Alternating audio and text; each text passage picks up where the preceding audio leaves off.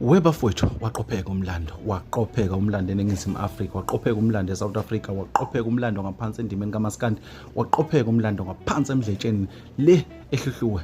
Bafowethu IGcokama Elisha selikhalele muka nendondo eqala nqa ukuthola umculo kaMaskandi ke lapha ke indondo enkulu kunazo zonke ezake zaba khona kunomnethwe uMaskandi.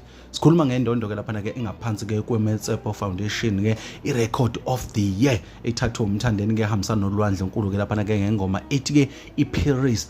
Webafowethu uMlando lo umthandeni bengekho eyothatha indondo, kodwa ke besemcimbini ke lapha ke njengoba simbonile kuyigcolisa spring picnic olwhite yoMaskandi ke wasuka waphuthuma futhi komunye ke umcimbi. Ihambile ke indondo ke yawumukela kwe uMasondo ke lapha ke insizwa abambisana naye kakhulu, ehamba namabhinqa insizwa eziningi. Sikhuluma ngokukhuthuza bebekhona lapha ke bayomukela ke indondo yasemdletsheni, indondo enkulu kunazo zonke le ethatha umthandeni.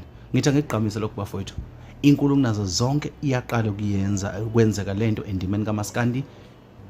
Asazi noma isazophinda yenzekeni, kodwa ngoba ke isikhathi siyahamba amaciko yakhipha mhlawumbe kusazokwenza okungaphezulu kwalokho. Kodwa bafowethu asike sibongele nomthandeni iGcokama Elisha amanqele ke ngengoma yakhe iParis ke eshaye ke uMlando ke ngama viewers on YouTube, yashaya uMlando ke ku Spotify ongakazi ube khona endimeni kaMaskandi, yaphinda futhi yaqopha uMlando ngendondo engakaze itholwe umculo kaMaskandi.